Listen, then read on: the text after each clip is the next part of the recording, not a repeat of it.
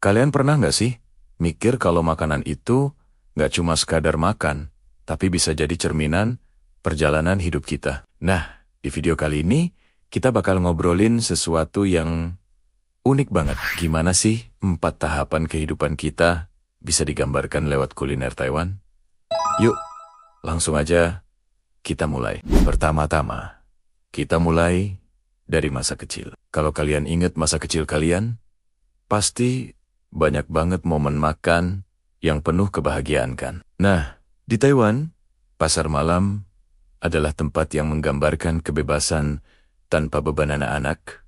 Bisa makan apa aja yang mereka mau, tanpa khawatir soal kalori atau diet. Makanan manis seperti bubble tea, kue kacang, atau kue lapis ini adalah simbol dari ketidakpedulian masa kecil terhadap konsekuensi. Ini bubble tea, guys. Siapa yang suka? Ini nih yang jadi simbol masa kecil penuh kebahagiaan. Kalau kalian punya kenangan seru soal makanan waktu kecil, komen di bawah ya. Pengen tahu makanan favorit kalian. Waktu kecil, masuk ke masa dewasa muda yang penuh dengan eksperimen. Di usia ini, kita mulai mengeksplorasi berbagai jenis rasa dan menemukan selera kita sendiri.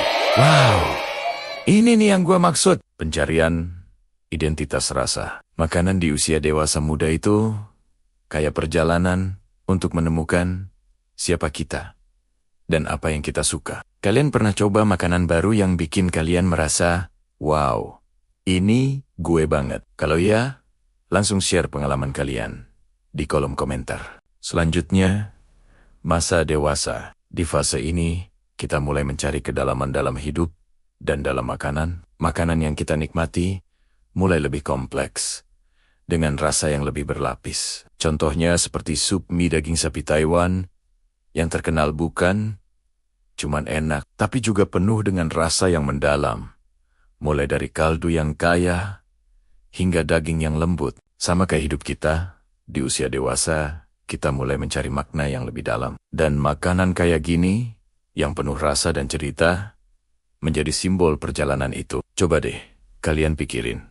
Makanan apa yang paling bermakna buat kalian sekarang? Jangan lupa tulis di komentar. Terakhir, masa tua. Di tahap ini, banyak orang mulai mencari kenyamanan dan kedamaian. Makanan tradisional yang sederhana, seperti nasi babi braised, menjadi favorit karena membawa kita kembali ke akar dan kenangan masa lalu. Makanan ini nggak cuma enak, tapi juga penuh makna cerminan dari keinginan untuk kembali ke hal-hal yang lebih sederhana dan bermakna. Di masa tua, kita mulai menghargai yang sederhana kan? Sama seperti makanan yang membawa kita kembali ke tradisi. Kalian, gimana? Makanan apa yang sekarang lebih kalian hargai? Berbagi cerita kalian di komentar.